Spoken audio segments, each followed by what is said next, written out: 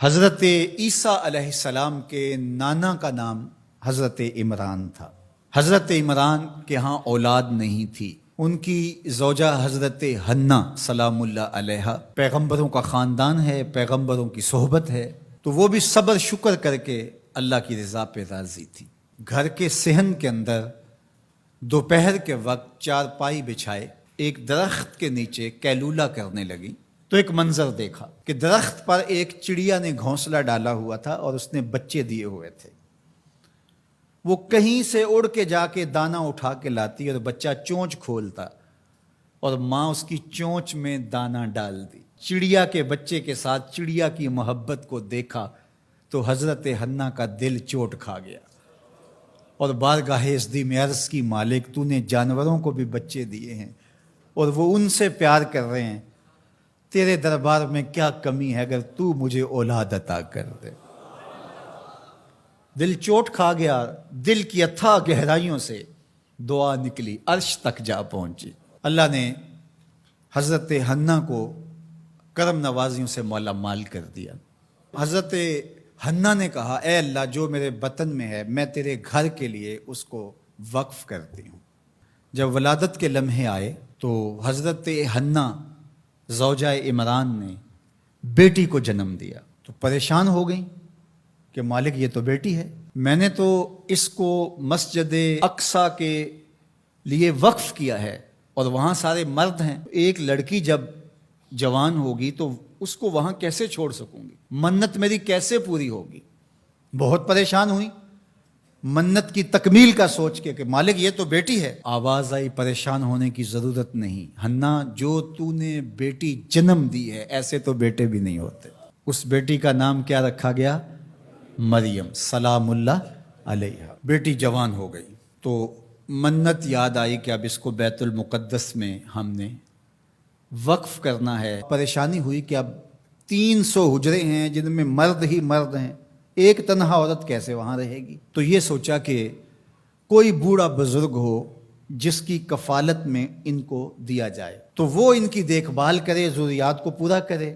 تو بہت سارے لوگ اس سعادت کے لیے تیار ہو گئے۔ پھر قرعہ ڈالا گیا، قرعہ فال نکلا حضرت زکریا علیہ السلام کے نام۔ اللہ کے جلیل القدر پیغمبر اور رشتے میں خالو بھی لگتے تھے، کہا یہ سعادت میرے ذمہ رہی، اور چونکہ ان کے ہاں بھی اولاد نہیں تھی انہیں کہا ٹھیک ہے ہم اسے بیٹی بنا کے اس کا خیال رکھیں گے۔ حضرت زکریا علیہ السلام نے ایک حجرہ مختص کیا حضرت مریم کے لیے اور ان کی ضروریات کو پورا کرتے، کھانا دیتے۔ جب کہیں جانا ہوتا تو حجرے کو باہر سے تالا لگا کے چلے جاتے، افطار کے وقت یا رات کو گئے ہیں تو سحری کے وقت پھر آ جاتے۔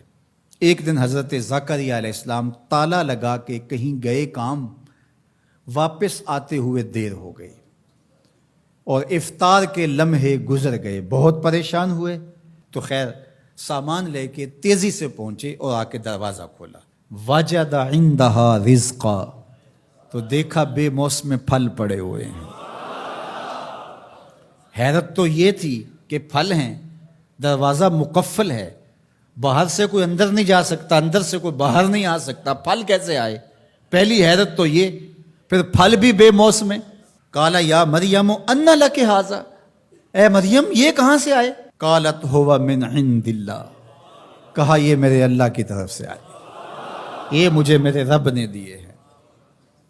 ان اللہ یرزق من یشاء بغیر حساب، وہ جس کو چاہتا ہے بغیر حساب کے عطا کرتا ہے، اس کے لیے کوئی مشکل نہیں ہے۔ جو ماں کے پیٹ میں بچے کو رزق دیتا ہے، انڈے میں چوزے کو رزق دیتا ہے، وہ حجرہ مریم میں مریم کو رزق نہیں دے سکتا؟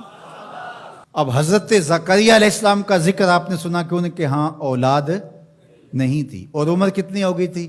120 سال، اور آپ کی زوجہ کی عمر 100 سال ہوگی، تو اب تو امید بھی ختم ہو گئی اولاد کی۔ لیکن جب بے موسم پھل دیکھے نا تو اندر چھپی ہوئی امید کی موہوم سی جو چنگاری تھی وہ بھڑک اٹھی، اور حضرت زکریا نے ہاتھ پھیلا لیے، ہنالک دعا زکریا رب، مالک جب تو مریم کو بے موسم پھل دے سکتا ہے، میرے شجر عمر پر اولاد کے آنے کا موسم بیت گیا ہے، لیکن مالک کیا تو مجھے بے موسمی اولاد نہیں دے سکتا؟ حضرت زکریہ وہیں کھڑے ہو کے دعا مانگنے لگے. معلوم ہوا جہاں رحمتیں اترتی دکھائی دیں وہاں دعا مانگی جاتی. ہم جب اللہ والوں کی قربت میں جا کے اللہ سے دعا مانگتے ہیں تو کچھ لوگ معترض ہوتے ہیں کہ اللہ تو ہر جگہ موجود ہے، یہاں کیوں مانگ رہے ہو؟